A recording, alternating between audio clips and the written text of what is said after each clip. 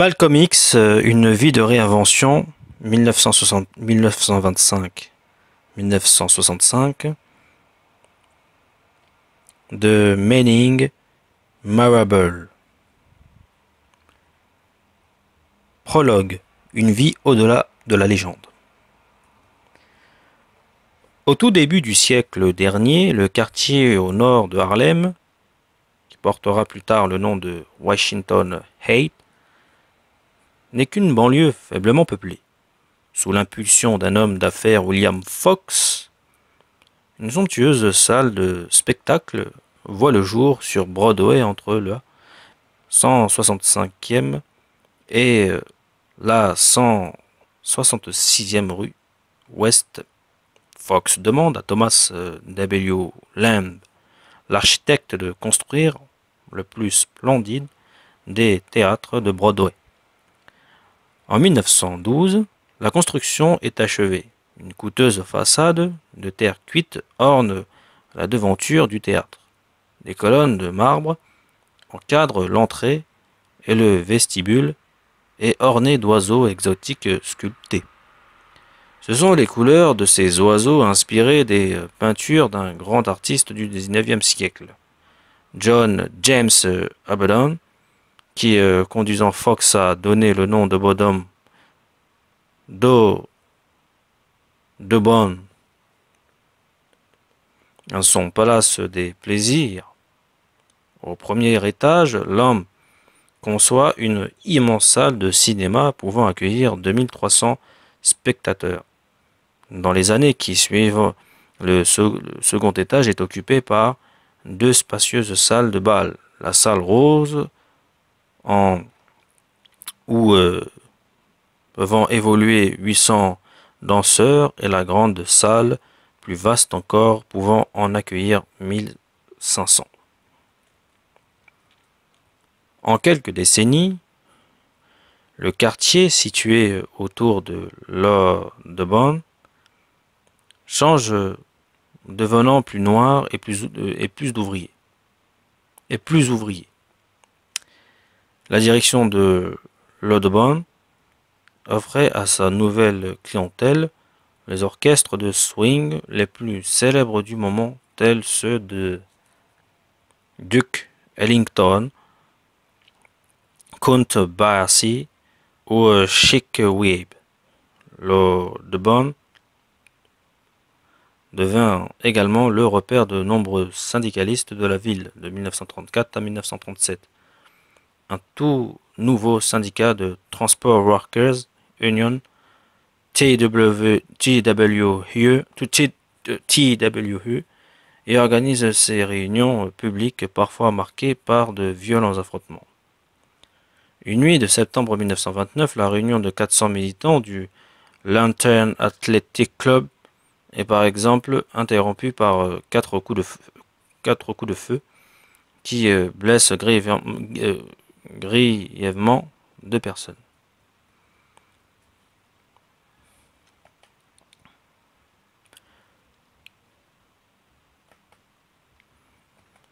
Durant la Seconde Guerre mondiale, le théâtre de l'Audubon est loué pour des mariages, des bar mitzvahs, des réunions politiques et des fêtes de fin d'études. Après 1945, le quartier se transforme, plus encore avec le départ de nombreux résidents appartenant aux classes moyennes blanches vendant leurs biens pour filer en banlieue. La décision de l'Université de Columbia d'établir une extension de son hôpital à l'angle de la 168e rue ouest de Broadway, pour en faire un important campus de sciences médicales, générer des centaines d'emplois qui, profitant aux Noirs récemment arrivés dans le quartier. L'Audubon, de son côté, doit s'adapter à ces réalités économiques en fermant son cinéma, divisé en plusieurs espaces destinés à la location, mais conserve néanmoins les deux salles de bal. Au milieu des années 1960, le bâtiment a beaucoup perdu de sa splendeur originelle. L'entrée principale des salles de bal est aussi petite que triste. Les clients doivent gravir un escalier abrupt pour accéder au second étage, passer devant le bureau du siège du gérant avant de parvenir soit à la salle rose dans l'aile gauche de l'immeuble, soit à la grande salle située devant Broadway. Celle-ci mesure environ 54 mètres sur 18, tandis que ses murs nord et ouest abritant 65 box pouvant accueillir 12 personnes chacun. Plus éloigné de l'entrée principale de l'immeuble, le long du mur sud, se dressait une modeste estrade en bois derrière, laquelle, dans une loge délabrée, exiguë et mal éclairée, les musiciens et les orateurs se préparant avant de monter sur scène.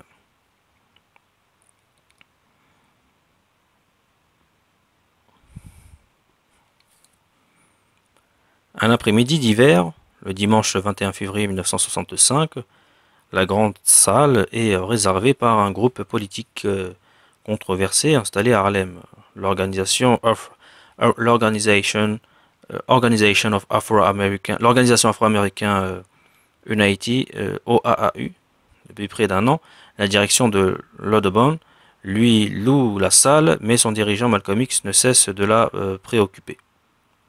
Une dizaine d'années auparavant, il est apparu dans le quartier comme ministre du Temple numéro 7, le siège de la section locale d'une secte musulmane, la Lost Phone Nation of Islam, NOI, ses membres qui seront par la suite communément désignés par la presse comme les Black Muslims, prétendant que les Blancs sont des diables et présentant les Noirs américains comme la tribu de Shabazz, une tribu asiatique perdue réduite en esclavage dans ce pays de sauvagerie raciale qu'était l'Amérique. Pour les membres de la secte, le chemin du salut passe par le rejet de leur nom d'esclave qu'ils remplacent par la lettre X, symbole de l'inconnu. On explique aux membres de la nation qu'après des années de dévouement personnel et de développement spirituel, ils recevront un nom originel en accord avec leur identité asiatique authentique. Porte-parole le plus connu de la Nation of Islam, Malcolm X, gagne en notoriété à chaque critique qu'il adresse aux politiciens blancs, aussi bien qu'aux dirigeants du mouvement pour les droits civiques.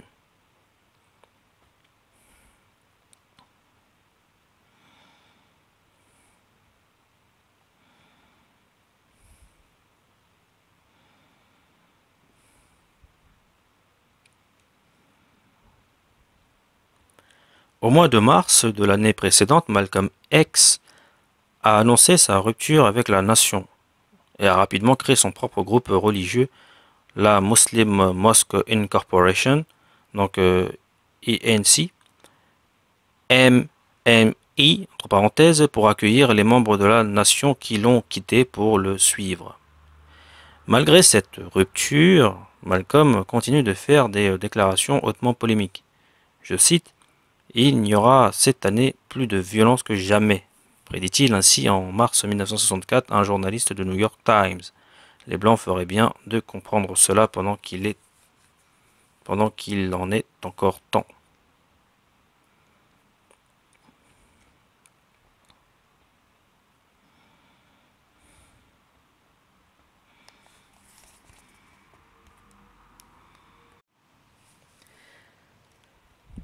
Les Noirs sont prêts à agir à un niveau de masse.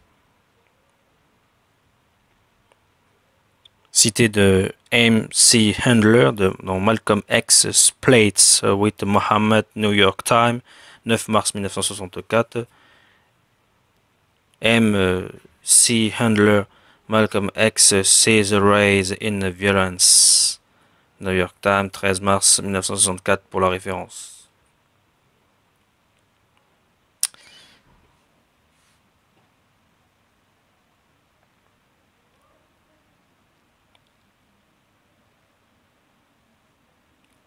Réagissant à cette prédication, le commissaire de police de New York a alors qualifié Malcolm X de dirigeant autoproclamé qui, en appelant de ses vœux un bain de sang et un soulèvement armé se moquent des efforts sincères que font des hommes raisonnables pour résoudre le problème de l'égalité des droits par des moyens adéquats, pacifiques et légitimes. Malcolm ne se montre nullement intimidé par cette attaque et rétorque, je cite, le plus grand compliment que l'on peut me faire est de dire que je suis irresponsable parce que pour les autorités blanches, les noirs responsables sont les oncles Tom.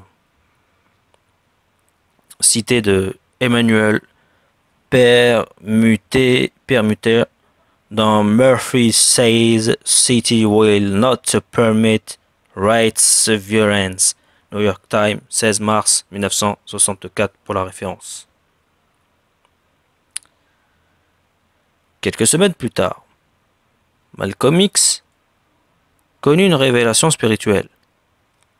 En avril, de retour aux États-Unis, après son voyage à la Mecque, la ville sainte, après avoir accompli le Hajj, il déclare être converti à l'islam sunnite orthodoxe, rejetant tout lien avec la nation et avec son dirigeant Elijah Muhammad. Il annonce son opposition à toute forme de bigoterie. Il se montre désormais disposé à coopérer avec le mouvement des droits civiques et à travailler avec tous les Blancs qui soutiennent sincèrement les Noirs américains. Cependant, en dépit de ces proclamations, il continue à faire des déclarations controversées en appelant les Noirs à créer des clubs de tir pour protéger leurs familles contre les racistes et en condamnant les deux candidats à l'élection présidentielle le démocrate Lyndon B. Johnson et le républicain Barry Goldwater, qui ne constituant pas, d'après lui, un véritable choix pour les Noirs. L'activité de l'OAAU repose pour l'essentiel sur des forums d'éducation populaire destinés aux communautés locales en encourageant la participation du public. Pour la réunion du 21 février, le principal orateur annoncé est Milton Galaminson, un important pasteur presbytérien qui a organisé des mobilisations contre la mauvaise qualité des écoles des quartiers noirs et latinos de New York. Si l'OAAU, donc l'organisation unitaire afro-américaine, n'a pas directement participé à ces mobilisations, Malcolm X a quant à lui publiquement loué les efforts du pasteur et ses lieutenants ont cherché à conclure une alliance informelle avec lui. Bien que la réunion ait été annoncée pour 14 heures, seule une quarantaine de personnes sont installées dans la salle à l'heure dite. La peur des violences explique peut-être que cette assemblée soit si clairsemée. Cela fait désormais plusieurs mois, en effet, que la nation s'est engagée dans une querelle publique avec son ancien porte-parole, et les partisans de Malcolm, à Harlem et ailleurs, ont été victimes d'agressions. La semaine précédente, le domicile de Malcolm, situé dans le paisible quartier d'Elmhurst dans le Queens, a été la cible d'un attentat à la bombe incendiaire en pleine nuit. Afin d'empêcher tout affrontement public, la police de New York a détaché un groupe de douzaines de policiers affectés au meeting de l'OAU à l'Audubon. Il y a toujours au moins un homme, de plus souvent accompagné du chef d'équipe en faction, dans un bureau du deuxième étage, dont ils peuvent surveiller en permanence les entrées dans la salle principale. Plusieurs autres policiers se tiennent à l'entrée principale ou à proximité, notamment dans un petit jardin d'enfants appelé Bijon Park. Pourtant, ce jour-là, aucun agent se trouve à l'entrée de l'Audubon et seul un homme a été posté brièvement dans le jardin. L'entretien avec Herman Ferguson, membre de l'OAU, et témoin de l'assassinat de Malcolm X, 27 juin 2003, pour la référence. Quant au bureau, il restait vide. En fait, seuls deux hommes en uniforme se trouvant dans le bâtiment avec pour instruction de demeurer dans la plus petite des salles, la rose, pourtant inoccupée et éloignée de celle du meeting.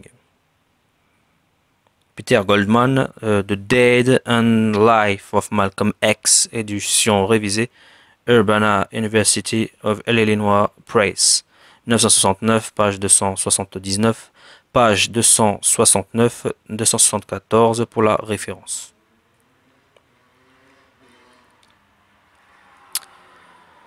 L'absence d'une présence policière substantielle va se révéler décisive. En effet, ce matin-là, 5 personnes qui prévoyaient depuis des mois d'assassiner Malcolm X se réunissant une dernière fois à Paterson dans le New Jersey.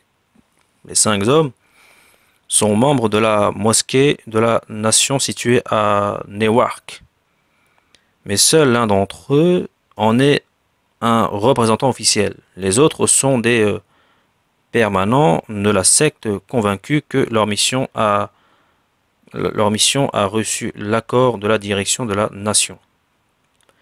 Après une réunion au domicile de l'un des conspirateurs, où ils se répartissent les tâches, les 5 hommes montant dans une Cadillac et prenant la direction du pont George Washington.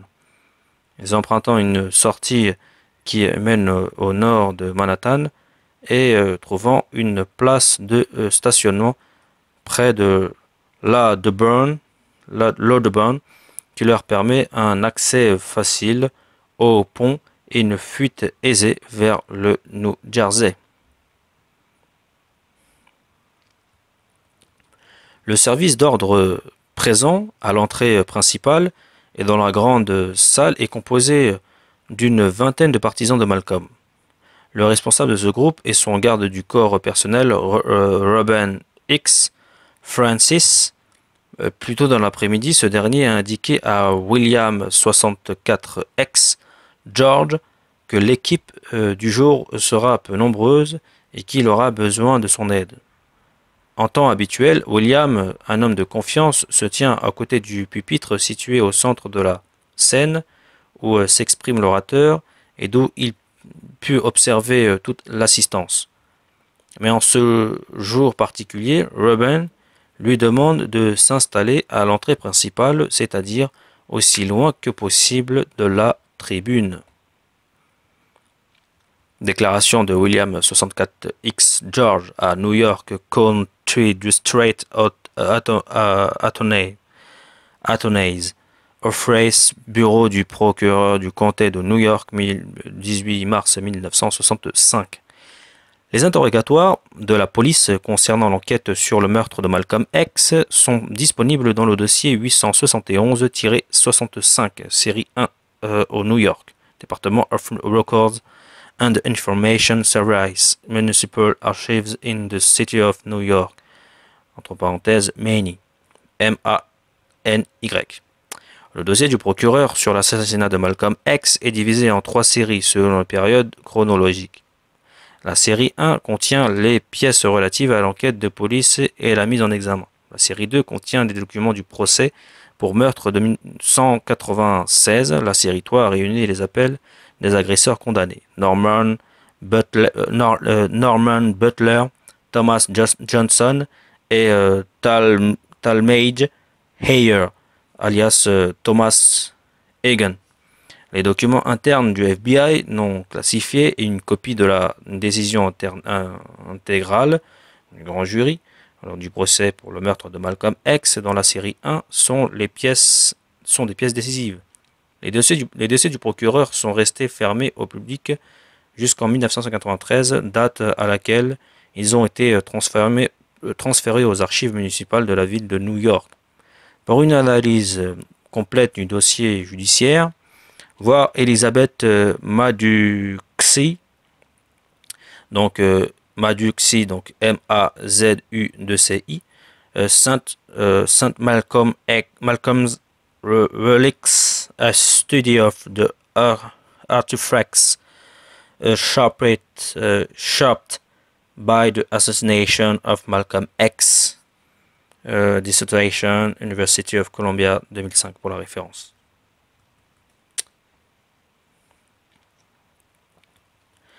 Reuben déléguait par ailleurs certaines décisions au coordinateur de la sécurité de la Réunion, John D. Hicks, habituellement chargé de superviser les membres du service d'ordre autour de la grande salle. Selon la procédure normale, les membres des équipes de sécurité montent la garde pendant 30 minutes, une mission exigeante particulièrement pour les novices en matière de gestion des fouilles. Les postes les plus importants sont généralement occupés par d'anciens membres de la Nation ayant une expérience des questions de sécurité et une maîtrise des arts martiaux. Si un sympathisant connu de la nation tente d'entrer, il est calmement mais fermement interrogé et ceux qui ont déjà fait preuve de violence ou qui sont connus pour leur hostilité à Malcolm sont accompagnés sous bonne escorte à l'extérieur du bâtiment. Linwood X Carter Cartcourt, alors c'est C-A-T-H-C-A-R-T, ancien membre de la mosquée numéro 7 de Malcolm, ayant récemment rejoint la mosquée de Jersey City et ce genre d'individu. Il pénètre dans le The Burn à 13h45 et s'assoit au premier rang, sur l'une des chaises pliantes en bois disposées dans la salle de bal. Les hommes de Malcolm l'ont repéré et pensant que sa présence pourrait créer des problèmes. Kurt aborde avec insolence un badge de la nation au revers de son veston. Robin le persuade de l'accompagner au fond de la salle où après avoir échangé quelques mots, il lui demande avec insistance de retirer le badge offensant s'il veut assister au meeting. Kurt obtempère et retourne s'asseoir. Lors de son interrogatoire par la police, on montra à Linwood X Kurt les photos de Norman Butler et de Thomas Johnson, des membres de la Nation arrêtés pour le meurtre de Malcolm X. Linwood X affirma ne pas reconnaître Johnson et Butler sur les photographies et qu'aucun des deux hommes n'était présent à la réunion de Burn. Puis de façon provocante, selon les dossiers de la police, Kurt en vint à dire que Malcolm X pouvait être comparé à Benedict Arnold puisqu'il était également un traître et qu'Allah prend soin de nous tous. Voir Augurs, Linwood C. Carter, interrogatoire par la police 22 mars 1965, dossier 871-65, série 1 Maney, pour la référence.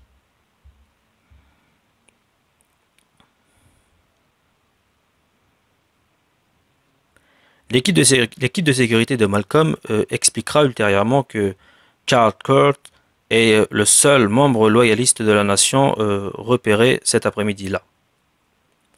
Un autre garde du corps est lui aussi en faction.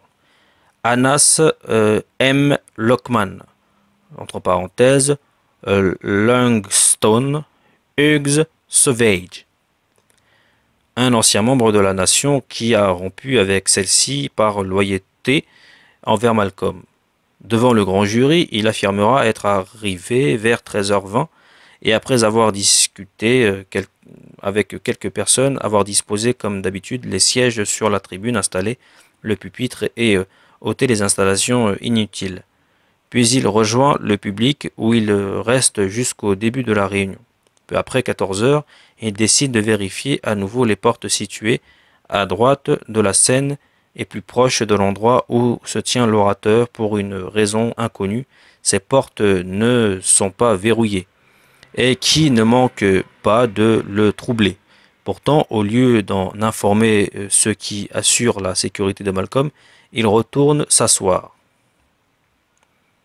Témoignage de Langston Savage devant le grand jury et interrogatoire par la police de New York de Langston Savage, 22 mars 1965, dossier 871-65, série 1, Maney. Malgré le récent attentat à la bombe et les menaces de plus en plus violentes dont il fait l'objet, Malcolm a insisté pour pour qu'en ce dimanche après-midi, à l'exception de Reuben, aucun membre de son service d'ordre ne soit armé. Quelques jours auparavant, alors à l'occasion d'un meeting de l'OAU, ces instructions ont été vigoureusement remises en cause. Le chef de la sécurité de Malcolm, James 67X Rawdon, est convaincu qu'un dispositif insuffisamment renforcé ne peut que poser des problèmes. Il expliquera plus tard son comportement. Je cite: Nous voulions fouiller les partisans pour rechercher des armes. Mais c'était une réunion publique de l'OAU et Malcolm avait dit: Ces gens-là ne sont pas habitués à ce qu'on les fouille. Nous avons affaire à des gens complètement différents. Entretien avec James 67X Rawdon, également connu sous le nom de Abdullah Abdur Razak, et de James Shabazz, 21 juillet 2003 pour la référence.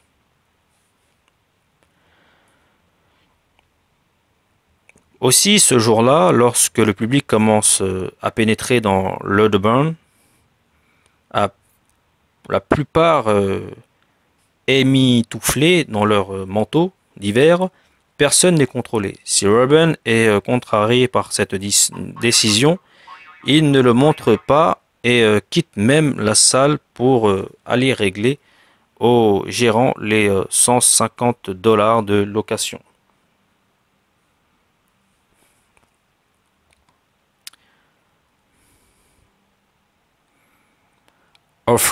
Officers William A. Confrey, interview of Master William Frogel, manager of Audburn Baldrome, 21 février 1965, dossier 871-65, série 1er, Manny.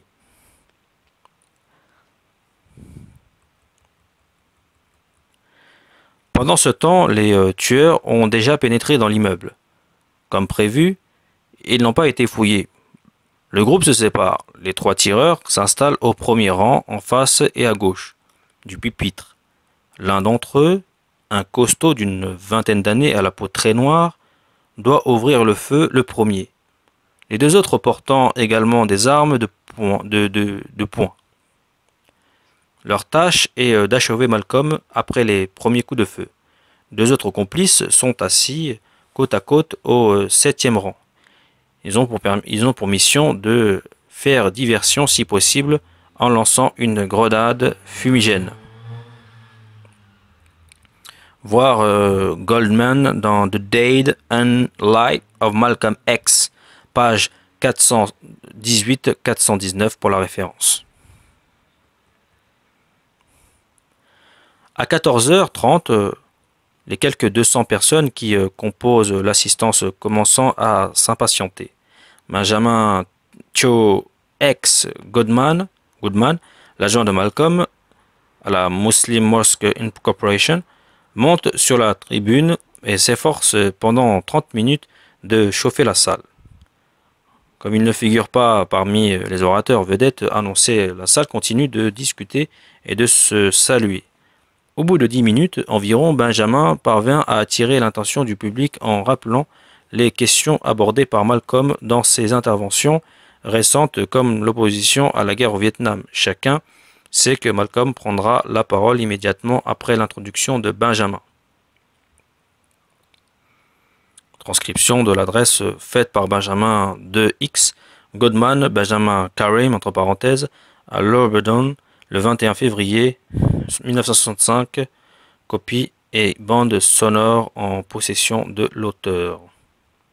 Pour la référence. Peu avant 15 heures, alors que Benjamin s'efforce de galvaniser l'assistance, un homme de grande taille aux cheveux blonds roux surgit et s'approche pour s'installer à quelques mètres du podium.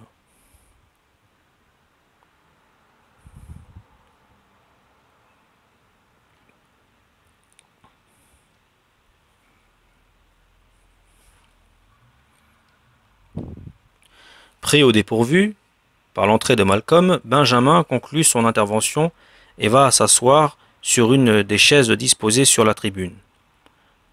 Pour des raisons de sécurité, Malcolm est censé ne jamais s'y trouver seul. Cependant, ce jour-là, il empêche son collègue de s'asseoir pour lui murmurer des instructions à l'oreille perplexe. Benjamin quitte la scène et retourne dans les coulisses. Voir également Goodman, The Dead and Life of Malcolm X, page 271-273. Assalamu alaikum. Les traditionnelles salutations arabes sont les premiers mots de Malcolm. Wa alaikum salam, lui répond l'assistance. Mais avant même qu'il n'ait pu dire un seul mot, de plus, un désordre inattendu éclate à 6 ou 7 rangs de la scène. « Sortez-moi de mes poches !» crie un homme à son voisin. Les deux hommes se lèvent et commencent à se disputer, attirant le regard de tous.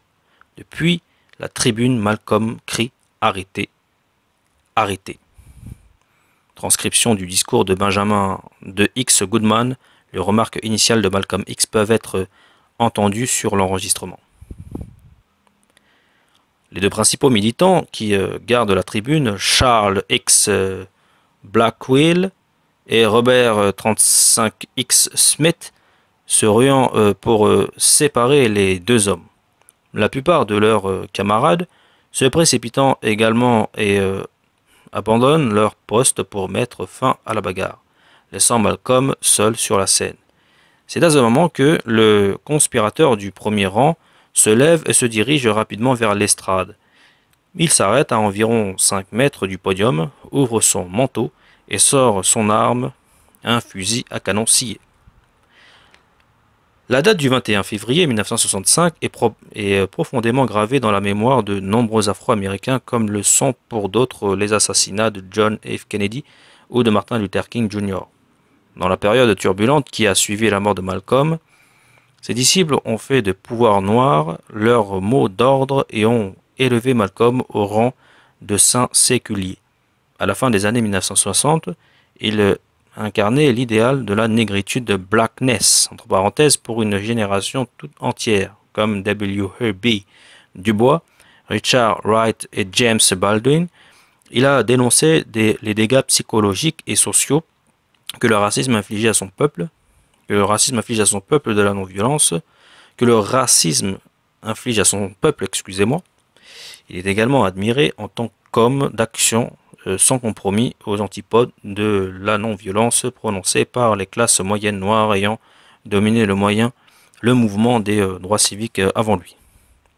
Le dirigeant noir le plus associé à Malcolm dans la vie et dans la mort est évidemment Martin Luther King. Cependant, bien qu'ayant passé la plus grande partie de sa jeunesse dans une Atlanta urbaine, King a rarement été reconnu comme un représentant des ghettos noirs.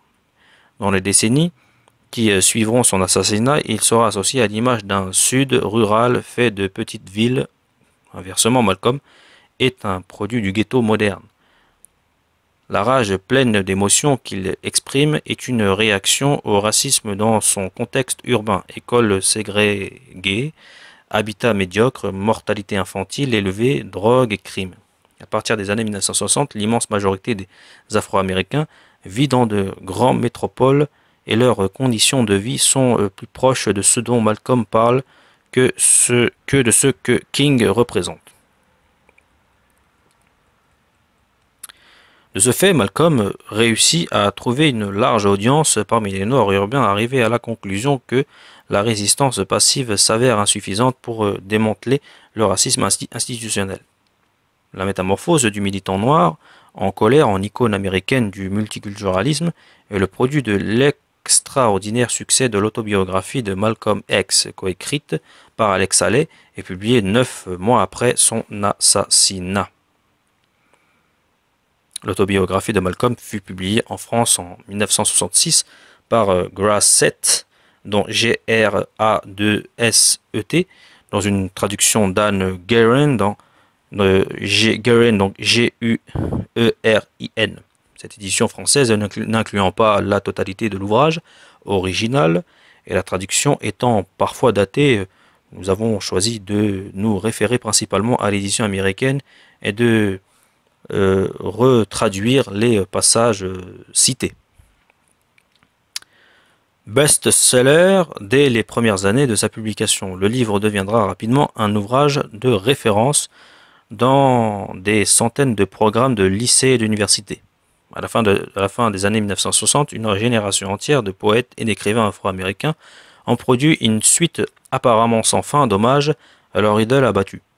Définitivement figée dans leur imaginaire, l'image de Malcolm tout entière consacrée et dévouée à la défense des intérêts et des aspirations de son peuple arbore en permanence un large sourire quelque peu espiègle.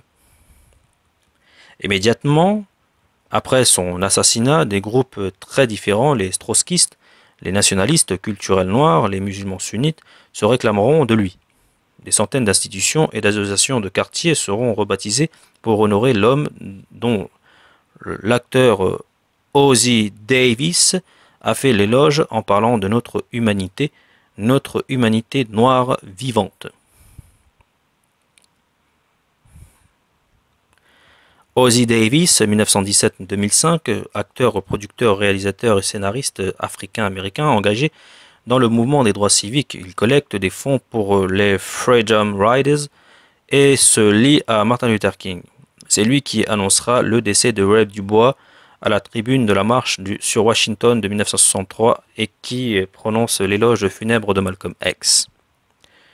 Malcolm X et Alex Haley de Autobiography of Malcolm X, New York, Ballantine, 1999, page 462. Pour la note 21 et 22. En 1968, le producteur du cinéma indépendant Marvin Roth engagera James Baldwin pour écrire un scénario fondé sur l'autobiographie, projet que le romancier décrit comme l'histoire de n'importe quel noir dans cette époque et ses lieux curieux. Voir James Baldwin, One Day, When I Was Lost, a scenario based on Alex Haley's Autobiography of Malcolm X, New York, Dale, 1972, James Baldwin, Le jour où j'étais perdu, Paris Sileps, 2013, David Lemming, James Baldwin, Biography, New York, Henry Holt, 1994, page 297, 299, Brian Norman Reading, A Closet Screenplay, Hollywood, James Baldwin, Malcolm X and the Trait of Historical Irrelevance, African American River, volume 39, numéro 2, printemps 2005, page 103, 118 pour la référence de la note 23. Pour la note 23. Enfin, au début des années 1970, Betty Shabazz, la veuve de Malcolm X, sera l'invitée d'honneur d'un gala de soutien à Washington pour financer la réélection de Richard Nixon. Voir Paul Delaunay, donc Delaunay, ça s'écrit D-E-L-O-N-E-Y, dans Black Parleys in Capitol Hill, donc Black Parleys in Capitol Hill, the Nixon and the Thurmont, New York Times, 12 juin 1972 pour la référence de la note 24. La renaissance de la popularité de Malcolm au début des années 1990 est largement due à l'essor de la Hip Hop Nation. Dans le clip de Shut Him Down, Descends-les, du groupe Public Enemy, on peut ainsi voir l'image de Malcolm en surimpression sur le visage de George Washington, ornant le billet d'$1 américain, tandis qu'un autre groupe de hip-hop gangstar choisit un portrait de Malcolm pour jaquette de l'un de ses disques. William T. Strickland et Sherry E. Greene, édition Malcolm X, Make It Plain, New York, Viking, 1994, page 225.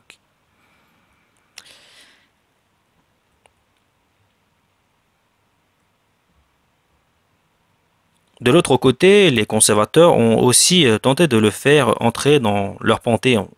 Au lendemain des émeutes raciales de Los Angeles en 1992, le vice-président Dan Quayle déclare ainsi qu'il a compris les raisons de l'explosion parce qu'il a lu l'autobiographie de Malcolm, une révélation soudaine que la plupart des Afro-Américains ont jugé ridicule, à l'instar du réalisateur Spike Lee, qui a alors ce commentaire moqueur. Je cite: chaque fois que Malcolm X parlait de diable aux yeux bleus, Cales devrait comprendre que c'est de lui qu'il parle.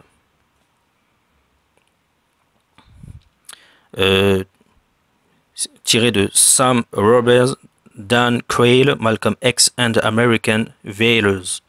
New York Times, de 15 juin 1992 pour la référence. La même année, le film de Spike Lee permet à Malcolm de toucher une nouvelle génération.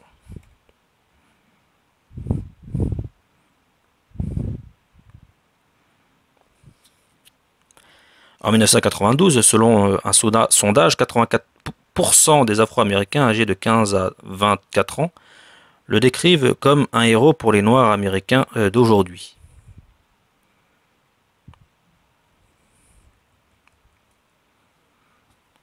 de Real Malcolm X Please Stand Up, tiré de Los Angeles Sentinel, le 7 janvier 1993 pour la référence. Après l'avoir relégué à la périphérie de l'histoire noire moderne pendant des années, les historiens commencent désormais à le considérer comme une figure centrale. Il est devenu une partie intégrante de l'édifice qui façonne l'identité afro-américaine contemporaine, écrit l'historien Gerald Horne.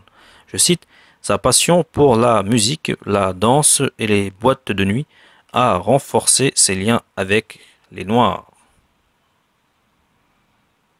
Gerald Horne's Myth and the Making of Malcolm X, American Historical Review, volume 98, numéro 2, avril 1993, page 448 pour la référence.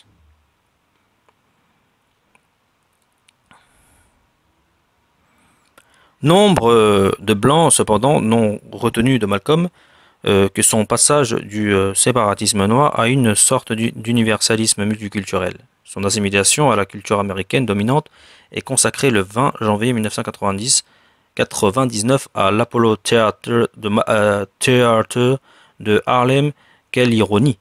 Quand le service postal des États-Unis, célébrant la sortie d'un timbre à son effigie, déclare à la presse qu'un an avant son assassinat, Malcolm X s'est fait l'avocat d'une solution plus intégrationniste aux problèmes raciaux.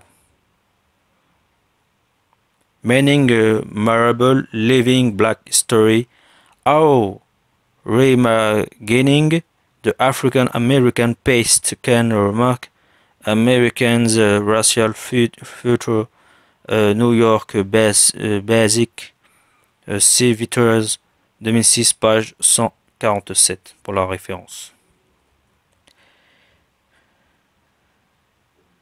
Une lecture attentive de l'autobiographie, de même que certains détails de la vie de Malcolm, laisse sans apparaître une histoire plus complexe.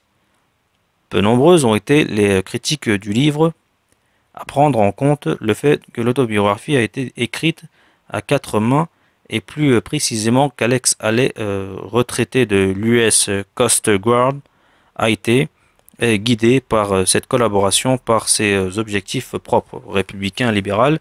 Ce dernier n'a que mépris pour le séparatisme racial et l'extrémisme religieux de la nation, mais il est fasciné par le récit fortuné de la vie personnelle de Malcolm. En 1963, quand débute la collaboration de ces deux hommes, si différents, Malcolm a en tête un récit à la morale édifiante, louant la puissance d'Elijah Muhammad, le dirigeant de la Nation. Après sa rupture avec la secte, Malcolm se sert de l'autobiographie pour expliquer sa rupture avec le séparatisme noir. L'objectif de Alex Haley, est quant à lui très différent. Il conçoit le livre avant tout comme une histoire destinée à mettre en garde contre le gaspillage de la vie et les tragédies causées par la ségrégation raciale. Par maint aspect, le livre est davantage celui de Haley que celui de Malcolm. mort en février 1965, il n'a en effet pas eu la possibilité de réviser les passages principaux du livre considéré comme son testament politique. Ma propre curiosité à propos de l'autobiographie a commencé il y a plus de 20 ans, alors que j'enseignais à l'université de l'Ohio, et que le livre faisait partie d'un séminaire sur la pensée politique africaine américaine. Parmi les dirigeants afro-américains qui jalonnent l'histoire, Malcolm est sans aucun doute le militant politique le plus accompli, celui qui a insisté sur l'importance de l'engagement de la base et des politiques participatives conduites par la classe ouvrière noire et les noirs pauvres. Pourtant, son autobiographie ne contient presque pas un mot sur son organisation si importante, l'OAAU. Ni son programme, ni ses objectifs n'apparaissent dans l'ouvrage. Après des années de recherche, j'ai découvert que plusieurs chapitres ont été supprimés avant la publication. Les chapitres qui envisageaient la construction d'un front uni des Noirs constitué d'une large palette de groupes sociaux et politiques conduits par les Black Muslims. Selon Alex Haley, cette suppression a été faite à la demande de Malcolm après son retour à la Mecque. C'est probablement vrai. Cependant, Malcolm n'a eu absolument aucune influence sur la décision de Haley de faire rédiger l'introduction du livre par M.C. Handler, un journaliste du New York Times qui a largement suivi les activités de Malcolm au cours des années précédentes, pas plus qu'il n'en a eu sur la conclusion décousue de Haley, qui a fermement enserré Malcolm dans le cadre du courant traditionnel et respectable des droits civiques de la fin de sa vie. Une lecture approfondie révèle également de nombreuses incohérences dans les noms, les dates, les faits. À la fois, en tant qu'historien et en tant qu'Afro-Américain, j'étais perplexe. Qu'est-ce qui n'est pas vrai et qu'est-ce qui n'a pas été dit? La recherche de la preuve historique et de la vérité factuelle se compliquait encore avec les différentes strates de la vie du sujet. Passé maître dans l'art de la rhétorique, il pouvait raconter avec brio des histoires sur sa vie qui étaient en partie inventées. Mais ces histoires avaient des accents de vérité pour la plupart des Noirs qui subissaient le racisme. Dès son plus jeune âge, Malcolm Little, son nom d'état civil, s'était construit de multiples masques qui lui permit de mettre de la distance entre le monde extérieur et sa personnalité. Des années plus tard, lorsqu'il est enfermé dans une cellule d'une prison du Massachusetts, ou quand il parcourt le continent africain lors des révolutions anticoloniales, il maintiendra cette double capacité à anticiper les actions des autres et à présenter l'image la plus saisissante de lui-même. Il avait acquis les outils subtils d'un ethnographe, ciselant son langage pour l'adapter au contexte culturel de ces différents publics. Par conséquent, les différents groupes percevaient sa personnalité et son message élaboré au travers de leur prisme propre. Dans toutes les situations, Malcolm dégageait un charme et un humour vivifiant, mettant ses opposants idéologiques sur la défensive, ce qui lui permettait de mettre en avant des arguments provoquants, voire scandaleux. Malcolm adoptait toujours un style abordable et familier, tout en restant sur sa réserve. Les différentes facettes de sa personnalité se sont aussi exprimées dans les noms différents qui lui ont été attribués ou qu'il s'est attribué. Malcolm Little, Homeboy, Jack Carlton, Detroit Red, Big Red, Satan, Malik Shabazz, El-Hajj Malik El-Shabazz. Aucune de ces facettes ne peut à elle seule rendre compte complètement de sa personnalité. En ce sens, son récit est une brillante série de réinventions, Malcolm X n'étant que la plus connue. Avec le talent d'un grand acteur, Malcolm s'inspirait généreusement de sa vie et le temps passant, la distance entre la réalité et ce qu'il disait à son auditoire se creusait. Après sa mort, à travers diverses distorsions et enjolivements, Ses partisans dévots, ses amis et les membres de sa famille, ou même ses opposants, transformeront sa vie en légende. Malcolm fascinait de nombreux blancs d'une façon sensuelle et animale, et les journalistes qui couvraient régulièrement ses discours y décelaient un sous-texte maîtrisé et indubitablement sexuel. MC Handler, qui accueillit Malcolm chez lui pour une interview au début de mars 1964, liait son aura de puissance physique à sa politique. Je cite: à notre époque, aucun homme n'a provoqué autant de peur et de haine chez le blanc que Malcolm, parce qu'en lui, le blanc a senti un ennemi implacable, que l'on ne pouvait acheter, un homme engagé sans réserve pour la libération de l'homme noir. Voir Malcolm X et Alexa Lay, autobiographie, page 25. Dans sa jeunesse, Malcolm lui-même utilisait fréquemment des métaphores évocatrices pour décrire sa personnalité. Par exemple, pour évoquer son incarcération dans le Massachusetts en 1946, il comparait à son enfermement à celui d'un animal pris au piège. Je cite: je faisais les 100 pas pendant des heures comme un léopard en cage, et je jurais à haute voix avec haine.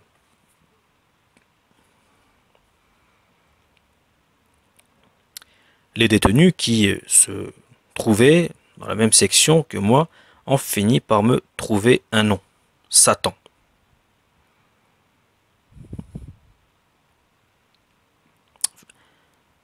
La femme de Handler, qui rencontra Malcolm à l'occasion de l'interview, confessa à son mari que c'était comme prendre le thé avec une panthère noire. Fin de citation. Cependant, pour les Noirs américains, le message de Malcolm s'enracine dans un imaginaire culturel entièrement différent. Son authenticité provient de ce qu'il semble incarner deux figures centrales de la culture populaire afro-américaine. Il est à la fois l'arnaqueur escroc et le prédicateur ministre du culte, tel Janus. Il est l'escroc, imprévisible, capable des transgressions les plus scandaleuses, et le prêcheur qui sauve les âmes, rachète les vies à la dérive et promet un nouveau monde.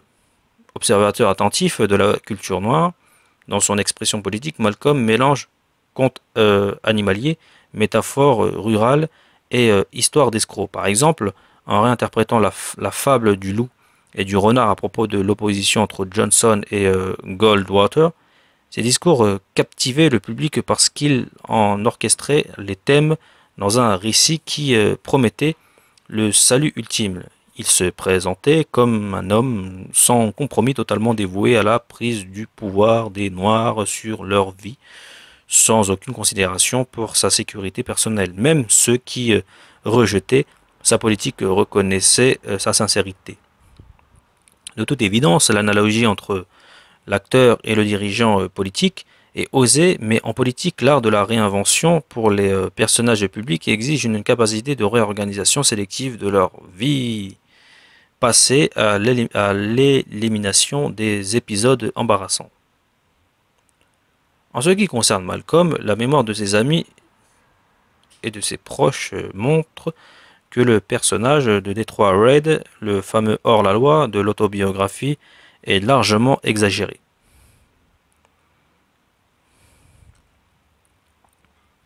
Voir l'analyse de la carrière criminelle de Detroit Red dans Rodnell P. Collins et Peter Bailey, Seventh Shield, A Family Memoirs of Malcolm X, New York, Kensington, 1998.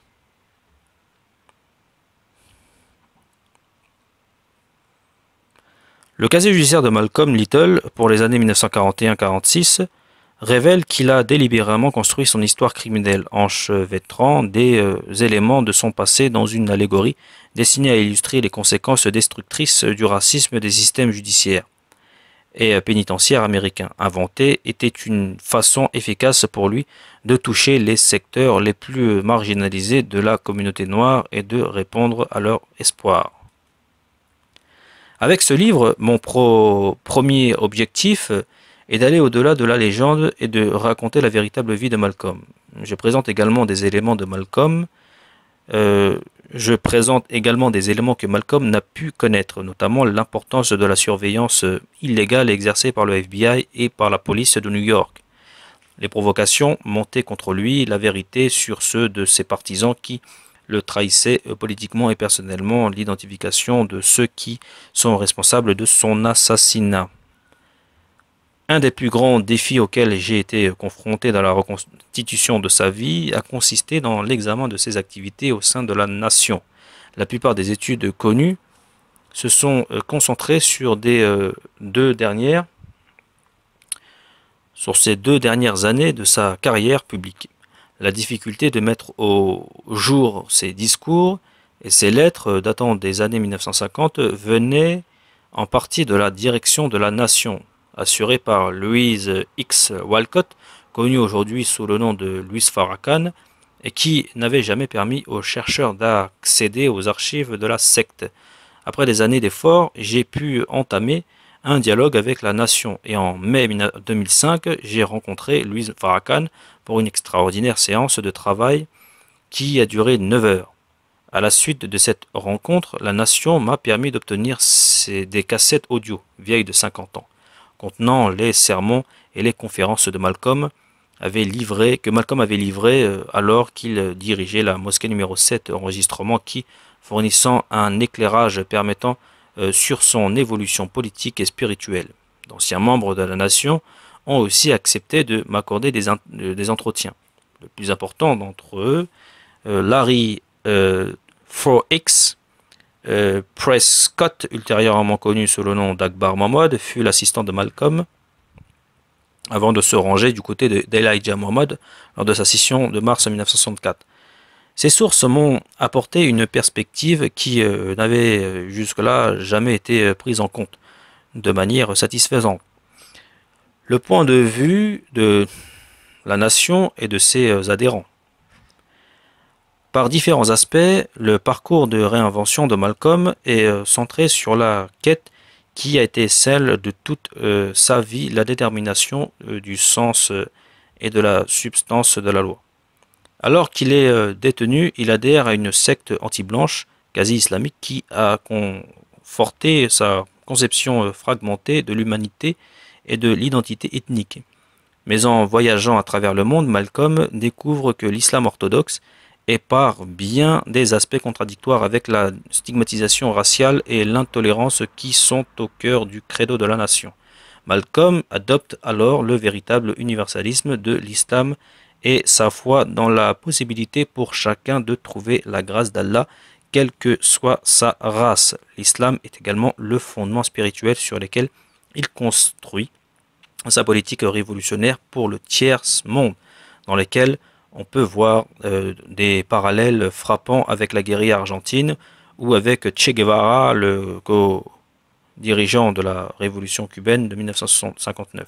L'islam lui permet également de nouer les liens avec les frères musulmans au Liban, en Égypte et à Gaza, ainsi qu'avec l'Organisation de libération de la Palestine, sollicitant au nom de l'islam orthodoxe le soutien du gouvernement de Jamal Abdel Nasser pour ses activités aux États-Unis. Il a dû adopter les positions politiques de Nasser, notamment en manifestant avec force son hostilité à Israël.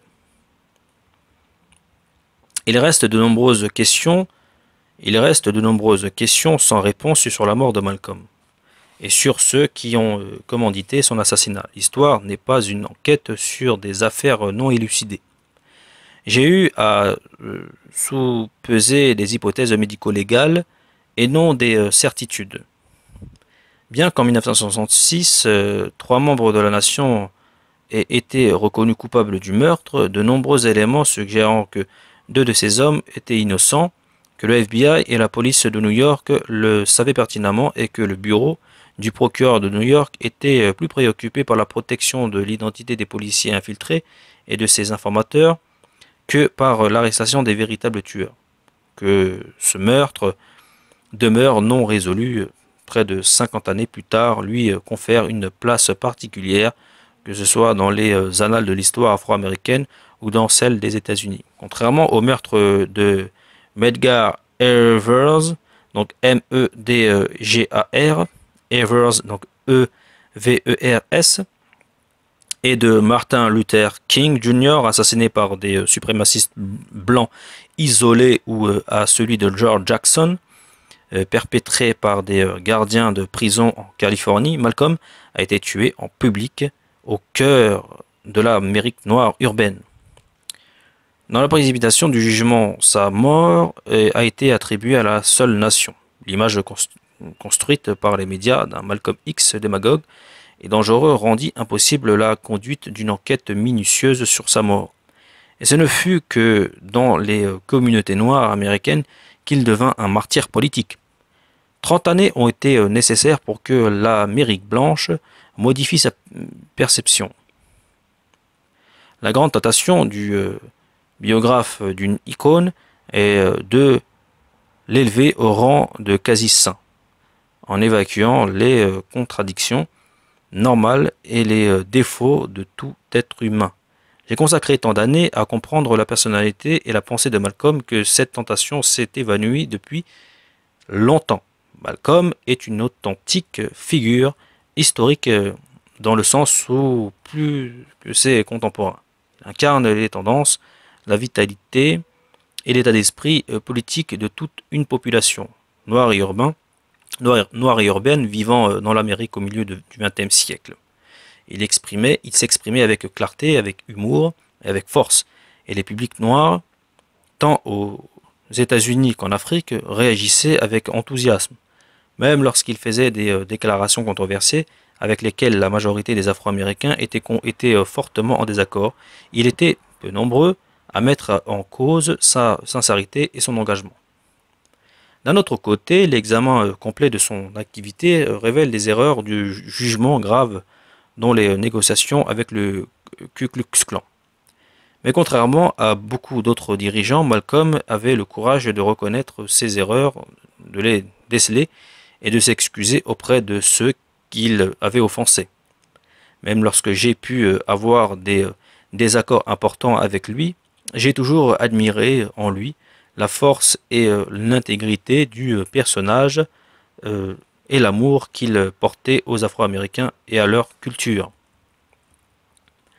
Pour comprendre la résurrection de Malcolm, d'abord parmi les Afro-Américains, puis dans toute l'Amérique, nous devons démêler les chevaux de sa remarquable vie. Une histoire qui commence dans une petite communauté noire située au nord de Omaha, dans le Nebraska.